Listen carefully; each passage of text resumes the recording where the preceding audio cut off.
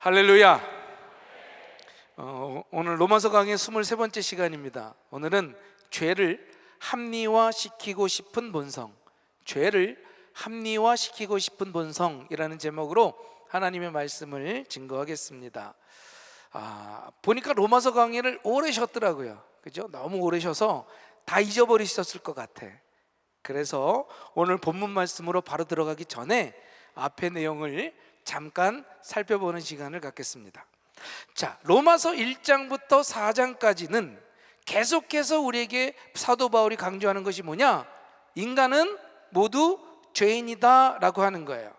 그래서 1장에는 이방인의 죄를, 2장에서는 유대인의 죄를, 그래서 결국 3장에 와서 유대인과 이방인 그리고 우리 모두가 다 죄인일 뿐이다, 이 말을 계속해서 강조했어요. 자, 로마서 3장 9절부터 10절 말씀을 한번 볼까요? 자, 그러면 어떠하냐? 우리는 나으냐? 결코 아니라 유대인이나 헬라인이나 다 죄 아래 있다고 우리가 이미 선언하였느니라.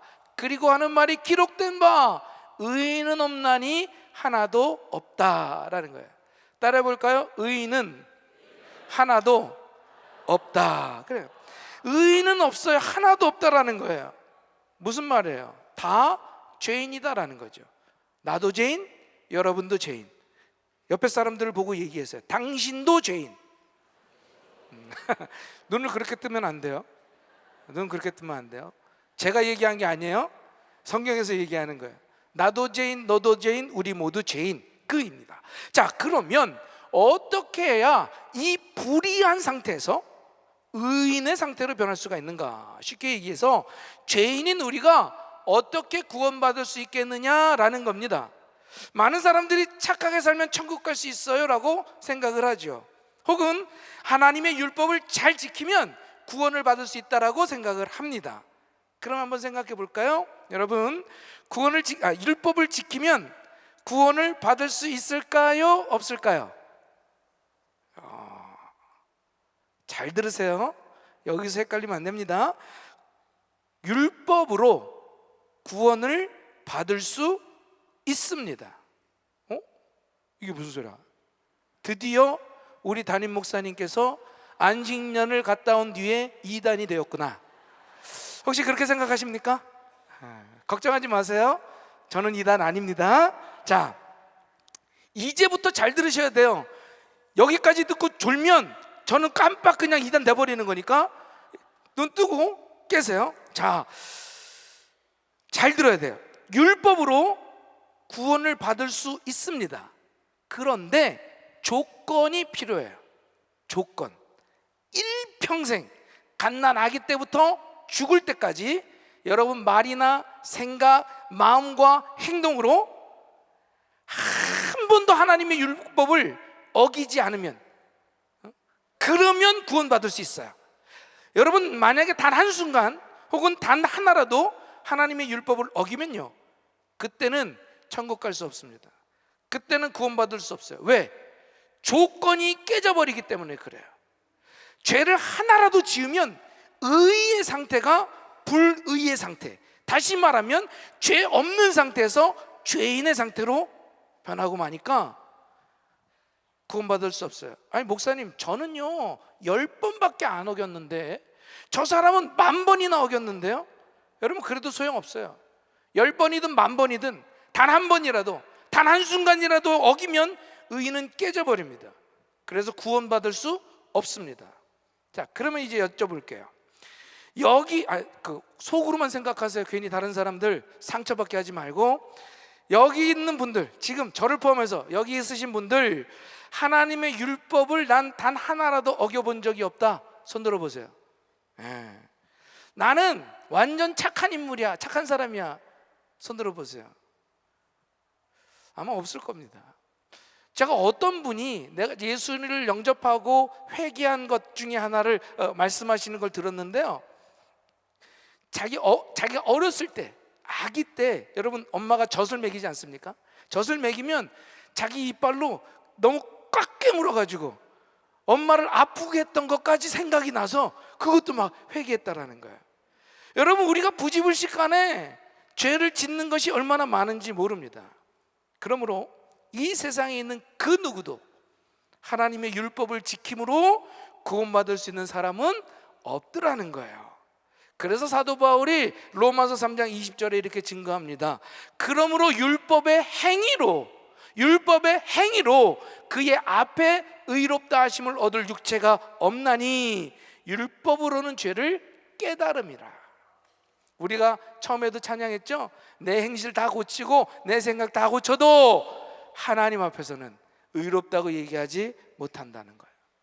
아무리 우리가 완벽에 가깝도록 율법을 지킨다고 해도 하나님 앞에서는요, 의롭다고 할 수가 없어요. 사실 우리가 율법대로 살려고 마음 먹고 열심히 살면 살수록 어떻습니까?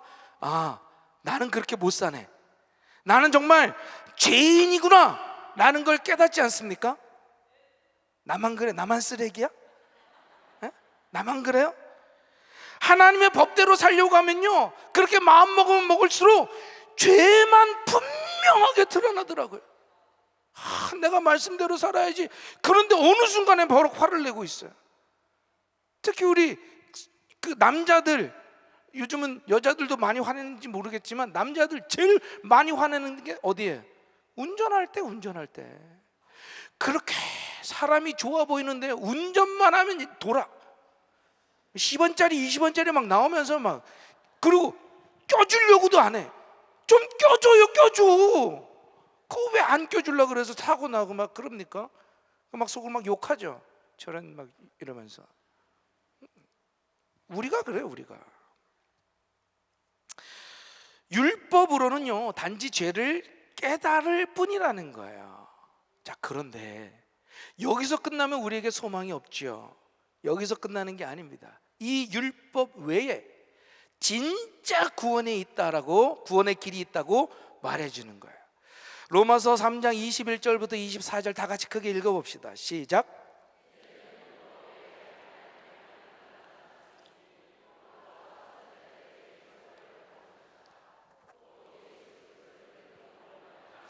모든 믿는 자에게 미치는 하나님의 의의 차별이 없느니라. 모든 사람이 죄를 범하였음에 하나님의 영광에 이르지 못하더니 그리스도 예수 안에 있는 속량으로 말미암아 하나님의 은혜로 값없이 의롭다 하심을 얻은 자 되었느니라. 아멘. 이 율법으로 우리가 의롭다고 하는 받지 못해. 그래서 이 율법 외에 다른 하나님의 의가 나타나는데 그게 뭐냐? 율법과 선지자를 통해서 말씀하신 예수 그리스도. 이 예수 그리스도를 믿는 자마다 차별이 없이 의롭다 칭하여 주시고 구원을 주시는 줄로 믿습니다. 우리 죄를 위하여 속량해 주러 오신 예수님을 믿으면 그래서 의로워지는 거예요. 내 행위가 아니라. 그래서 바로 로마서의 핵심이 뭐냐? 이신칭의. 다 같이 시작. 이신칭의. 믿음으로, 오직 믿음으로 의롭다고 칭함 받는 거. 내 행위가 아니에요. 율법이 아닙니다. 오직 믿음으로 의롭다 칭함 받게 될 줄로 믿습니다. 자, 그럼 이제 다시 한번 물을게요. 여러분 자신 있게 대답하세요. 어제 배웠으니까. 여러분, 구원은 무엇으로 받나요? 행위인가요? 믿음인가요? 맞습니다. 구원은 절대로 행함으로 받을 수 없습니다. 오직 믿음으로만 받게 되는 줄로 믿습니다. 그러니 여러분, 혹시 누군가가 야, 오직 믿음으로 되겠어? 믿음 99%에 그래도 행함 1%라도 있어야지. 아니, 믿음 99.99%에 행함의 0.01%라도 있어야지. 누가 혹시 그렇게 얘기합니까? 여러분 믿지 마세요. 행함으로는 절대로 구원 얻을 수 없습니다. 오직 믿음으로만 구원 얻게 될 줄로 믿습니다. 바라기는 우리 금난의 모든 성도님들이 이 땅을 살아갈 때 그래서 이 오직 믿음으로 살아가게 되기를 주님의 이름으로 축원합니다. 자, 이제 오늘 본문으로 돌아오는 거예요. 6장으로 돌아왔습니다. 자, 그러면 6장에 무슨 내용이 있느냐? 첫 번째로 우리에겐 죄를 합리화시키고 싶은 죄된 본성이 있다라는 거예요. 죄된 본성. 사도 바울이요, 구원은 오직 믿음으로 받습니다 라고 복음을 전하자 사람들이 오해를 합니다. 그래? 그럼 율법도 지키지 않고 선하게 살지 않아도 되겠네? 오직 믿음으로만 구원받는다며? 라고 반문을 하는 거죠. 여러분, 진짜 복음을 들으면 이 의문이 생기는 게 당연합니다. 잘못된 게 아니에요. 왜? 그만큼 이 구원의 신비가 놀랍거든요. 그러니까 잘 믿어지지 않는 거예요. 믿음만 갖고 되겠어? 우리가 행동해야지. 믿음만 갖고 되겠어? 내가 무언가를 좀 하나님께 뭔가 뭘 해야지. 그래서 여기에서 넘어가 하나님께 하는 걸 넘어서서, 야, 그러면 뭐 믿음으로 받는데 내 마음대로 살지 뭐 라고까지 가게 되는 거예요. 이것뿐만 아니라 사도 바울이 이 하나님의 은혜가 너무나 크다라는 것을 부각하려고 고백했던 그것 때문에 이 혼란은 더 커지게 되더라는 거예요. 로마서 5장 20절 하반절 다 같이 한번 크게 읽어볼까요? 시작. 믿음으로만 받는 걸 넘어서서 죄가 더한 곳에 은혜가 더욱 넘친대. 사도 바울이 여기서 말하고 싶은 게 뭐냐 하면, 율법으로는 도저히 의를 이룰 수가 없구나. 그런데 이 율법을 통해서 내 죄가 어떤지를 깨닫고 나니 하나님이 오직 믿음으로 의롭다 칭하심을 준 이 은혜가 너무 큰 거예요. 그러니까 내 죄가 얼마나 큰지를 깨달으면 깨달을수록 그 은혜는 더 풍성하게, 더 크게 여겨진다라는 거죠. 잘 이해를 못 하시는 것 같아. 제가 조금 더 쉽게 말씀을 드릴게요. 우리 지휘자님이 계십니다. 어려워서 제가 100만 원을 꺼드렸어요. 저기 반주자님이 계십니다. 좀 어렵다 그래서 제가 한 100억? 뭐 1000억도 괜찮아. 100억 제가 빌려드렸어요. 그런데 두 분의 사정이 너무 안 좋아. 그래서 그거 뭐 갚지 말고 그냥 넘어가십시오. 그냥 갚은 셈 치죠 뭐 하고 끝냈어. 그러면 여러분, 누가 더 감사함, 누가 더 그 고마움을 느끼겠어요? 여러분 잠깐만. 여러분, 이렇다고 빌린 돈 안 갚으면 안 됩니다. 이건 다른 얘기예요. 여러분, 빌렸으면 자기 거 쓰지 말고 갚을 것부터 빨리 갚으세요. 이게 그리스도인의 모습입니다. 넘어가서 제가 100만 원을 빌려주고 100억을 빌려줬어요. 물론 100만 원도 귀중한 거고 100억도 놀라운 일이지만 여러분, 뭐 상대적으로 따져봤을 때 누가 더 감사하겠습니까? 이런 거 내 죄가 크다라는 걸 깨달으면 깨달을수록요 그 은혜는 더 커지더라는 거죠. 그런데 사람들은 꼭 이런 걸 악용하더라는 거예요. 이걸 가지고 오해하더라는 거죠. 오늘 본문 말씀 로마서 6장 1절입니다. 다 같이 읽어봅시다. 시작. 은혜를 더하게 하려고 죄에 거하겠느냐? 사도 바울이 죄가 더한 곳에 은혜가 더해? 오케이. 그러면 죄가 더한 곳에 은혜가 더하니까 내가 은혜를 더 많이 받기 위해서 그럼 죄 안에 거해야겠네? 죄를 또 지어야겠네? 죄를 더 사랑해야겠네? 하며 자기가 죄 짓는 것에 대해서 합리화를 시키더라는 거예요. 하나님의 말씀을 악용하고 있더라는 거죠. 오늘날은 어떨까요? 많은 그리스도인들이 이 죄와 싸울 생각은 하지 않고 단지 그저 합리화만 하지 않습니까? 죄를 지어놓고 핑계를 대고 있지는 않습니까? 여러분은 어떤가요? 핑계 없는 무덤이라고 하는 우리 속담이 있죠. 제가 핑계란 말을 사전으로 찾아보니까 이래요. 내키지 아니하는 사태를 피하거나 사실을 감추려고 방패막이가 되는 다른 일을 내세운다. 이것도 뭐 잘 모르겠어요. 두 번째가 아주 정확하게 들어옵니다. 잘못한 일에 대하여 이리저리 돌려 말하는 구차한 변명이래. 구차한 변명. 죄는 짓고 싶은데 마음 저기 한 구석에 이만큼 양심이 찔리니까 이걸 없애보겠다고 이리저리 구차하게 그냥 변명하는 거예요. 간통죄를 폐지한 것도, 동성애를 합법화하려는 것도 이런 것들 중에 하나라는 거죠. 자, 간단한 예로 불순종에 대해서 한번 생각해 볼까요? 여러분, 불순종이 죄인 건 다 아시죠? 몰랐어요? 이럴 수가. 여러분, 불순종은 죄입니다. 왜 뜨끔뜨끔해요? 그래서 아멘 못 하시는 거예요? 다시, 불순종은 죄입니다. 여러분, 이건 타협할 수가 없어요. 불순종은 죄예요. 자, 그럼 불순종의 대명사 사울에 대해서 잠깐 볼까요? 사울은 불법으로 자기 마음대로 제사장의 직무를 수행했어요. 그게 죄였지만 사울에게는 합리적인 이유가 있었다고요. 그의 말에 따르면 할 수 없이 혹은 어쩔 수 없이 행한 일이었대요. 우리가 가장 흔하게 드는 핑계죠. 사무엘상 13장 11절 12절 다 같이 세 번역으로 한번 읽어봅시다. 시작.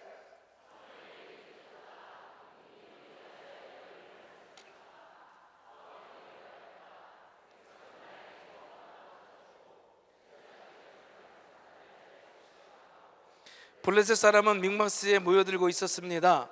이러다가는 제가 주님의 은혜를 구하기도 전에 블레셋 사람이 길갈로 내려와서 칠 것 같은 생각이 들어서 할 수 없이 번제를 드렸습니다. 할 수 없이.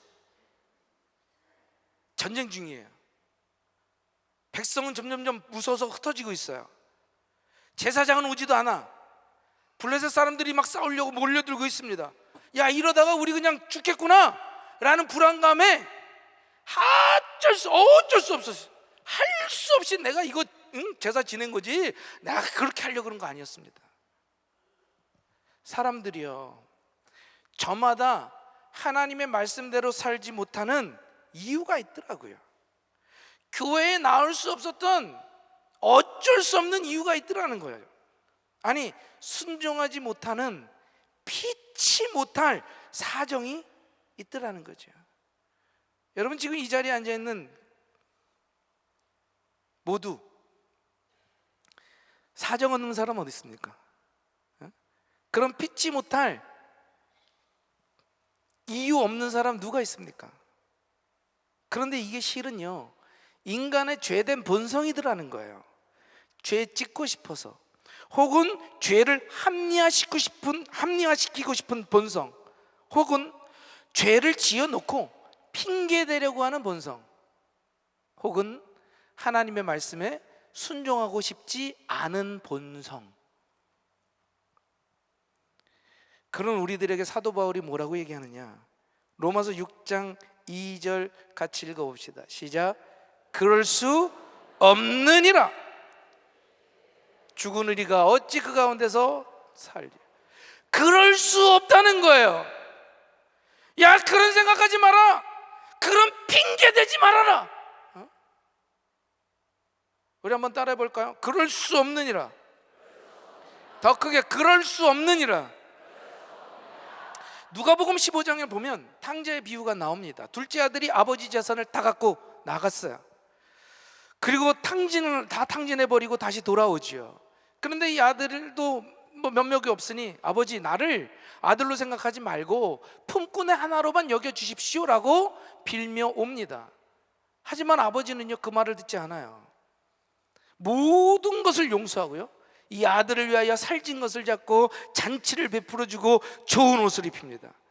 여러분, 얼마나 큰 은혜입니까? 아들의 모든 죄를요, 듣지도 않고 보지도 않고 그냥 감싸는 은혜였다라는 거예요. 자, 그러면 이 탕자가 이 아버지의 은혜를 누리기 위해 이제 어떻게 해야 될까요? 말씀도 잘 듣고 효도해야 되지 않겠습니까? 내가 아버지께 이렇게 큰 은혜를 받았으니, 큰 사랑을 받았으니, 야, 내가 이거 더 받고 싶어서 다시 한번 방탕한 세계로 나아가야겠다. 다시 돈 싸들고 밖으로 나가서 허랑방탕하게 살까요? 그래요?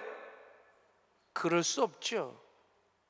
아니, 이 탕자한테는 잘 알면서, 탕자는 잘 알고 계시면서 왜 우리는 모를까요? 사랑하는 성도 여러분, 하나님께서 예수 그리스도를 통해 주신 그 은혜는 죄를 허용하는 면허장이 아닙니다. 이 성도의 의를 회복시켜 주시려고 하는 특허장인 줄로 믿습니다. 은혜 주셨다고 죄를 마음대로 줘도 된다는 게 아니에요. 여러분 기억해야 돼요. 우리 더 이상 죄에 머무르지 않기를 소망합니다. 죄와 더불어 사는 것이 아니라 죄와 더불어 싸우는 여러분이 되기를 축원합니다.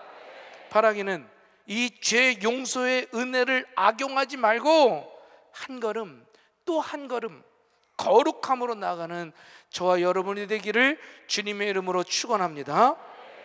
자, 그럼 두 번째로 이 죄를 합리화시키고 싶은 이 죄된 본성을 그러면 어떻게 하면 없앨 수 있을까라는 거예요. 자, 오늘 본문 말씀 로마서 6장 2절 다시 한번 크게 읽어볼까요? 같이 시작.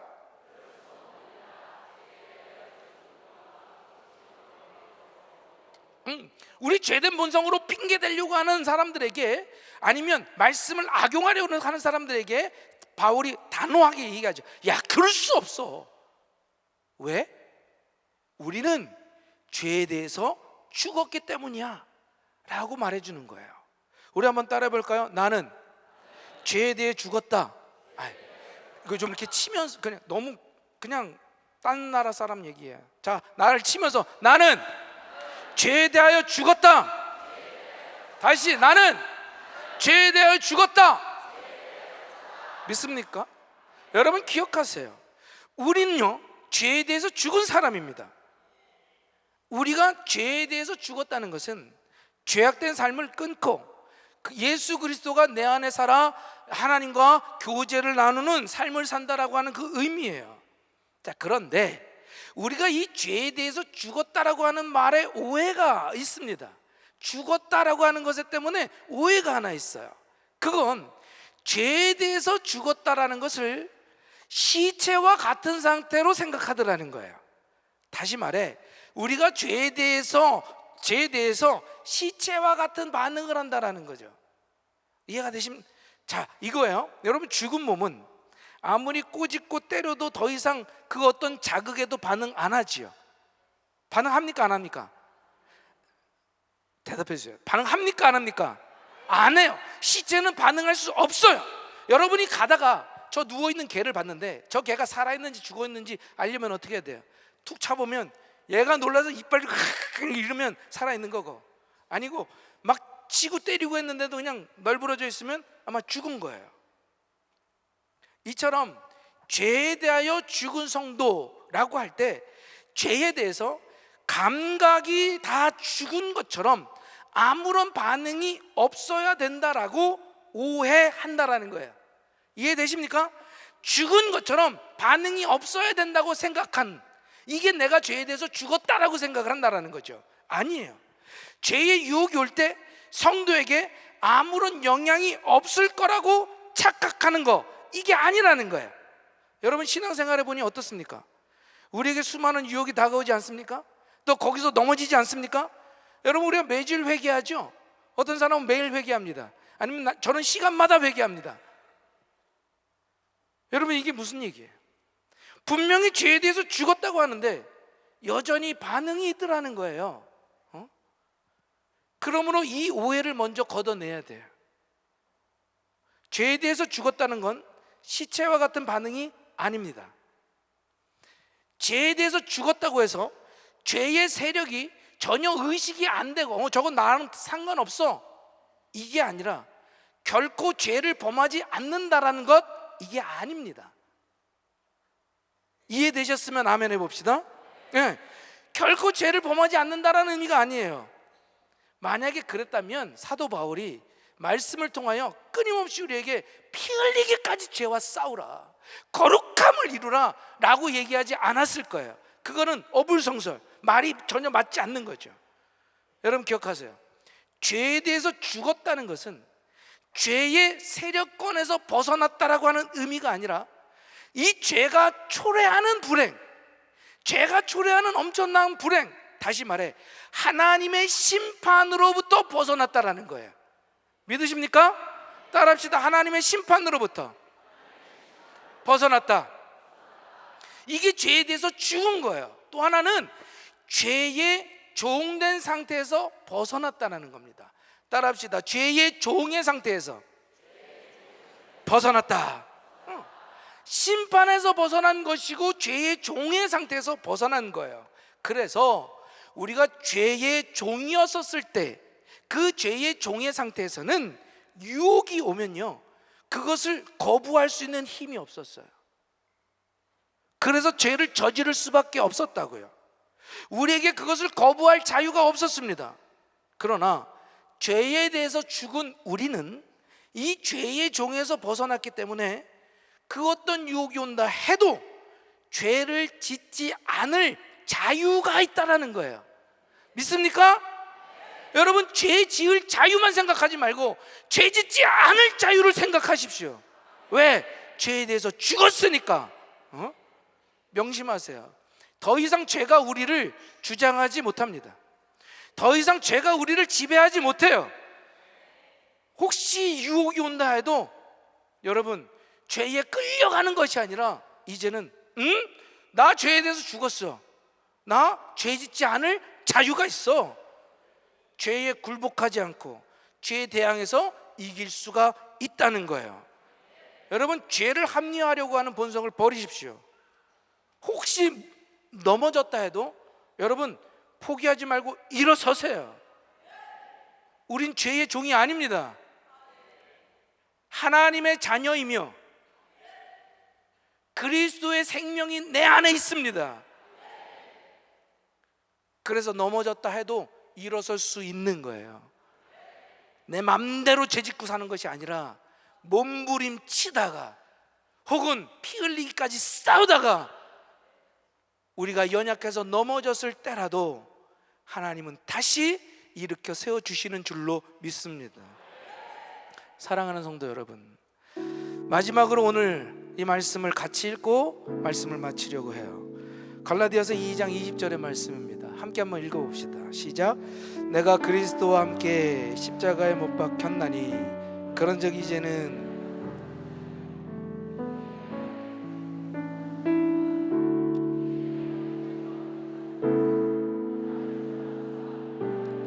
자기 자신을 버리신 하나님의 아들을 믿는 믿음 안에서 사는 것이라.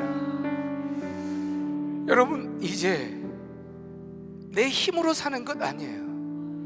나를 위해서 모든 것을 다 내어주신 그 예수 그리스도의 생명이 내 안에 있고 그 생명으로 살아가는 것인 줄로 믿습니다. 우리의 본성은 죄를 짓고 싶어하고 지은 죄를 합리화시키고 싶어 하겠지만 여러분, 우린 죄에 대해서 죽었어요. 더 이상 죄의 유혹을 결부시키지 마세요. 싸우고 거절하고 선포하세요. 내 안에 예수의 생명이 있습니다. 주님으로 하여금 죄의 노예에서 해방시켜 주셨습니다. 우리 한번 따라해 봅시다. 나는 더 이상 죄의 종이 아니다. 나는 더 이상 죄의 종이 아니다. 나는 죄 짓지 않을 자유가 있다. 믿으십니까? 바라기는 우리 날마다 이 거룩함으로 나아가는 우리 금난의 성도님들이 되시기를 주님의 이름으로 축원합니다. 우리 함께 찬양하고 기도했으면 좋겠습니다. 신실하게 진실하게 신실하게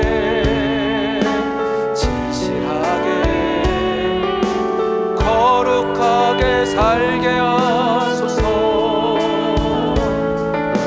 진실하게 진실하게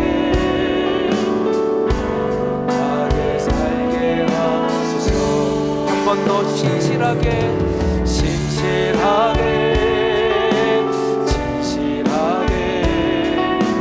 거룩하게 살게 하소서. 진실하게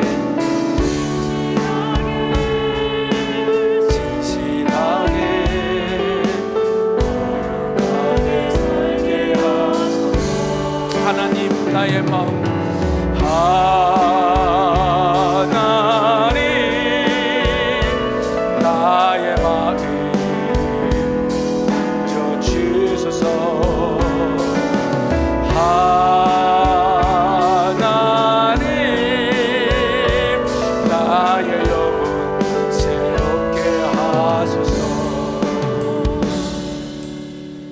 우리의 죄된 본성은 죄에 대해서 무감각해지려고, 죄에 대해서 자꾸 변명하려고 그래요. 여러분, 왜 자꾸 사람들한테 화를 내십니까?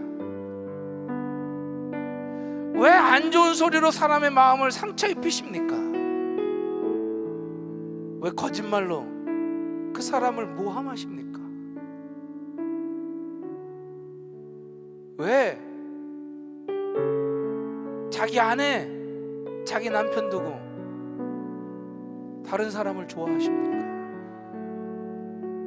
왜 남의 돈을 함부로 생각하십니까? 왜 남의 시간을 함부로 생각하십니까? 우린 그러면서도 계속 변명하죠. 어쩔 수가 없었어. 아니요, 우린 그럴 수 없습니다. 죄에 대하여 죽은 우리는 예수 그리스도의 생명으로 살아갑니다. 혹시 넘어지신 분 있습니까? 혹시 유혹 때문에 낙심한 분 계십니까? 오늘 다시 일어설 수 있습니다. 우리 주님이 내 속에 계십니다. 그 생명이 내 안에서 역사하고 있습니다. 우리 이 시간에 주여 한번 부르짖고, 주님, 내가 예수 그리스도의 생명으로 살겠습니다. 내가 더 이상 죄의 종이 없음, 죄의 종이 아닙니다. 나에겐 죄 짓지 않을 자유가 있습니다. 결단하며 주여 한번 부르짖고 간절히 기도합시다. 주여!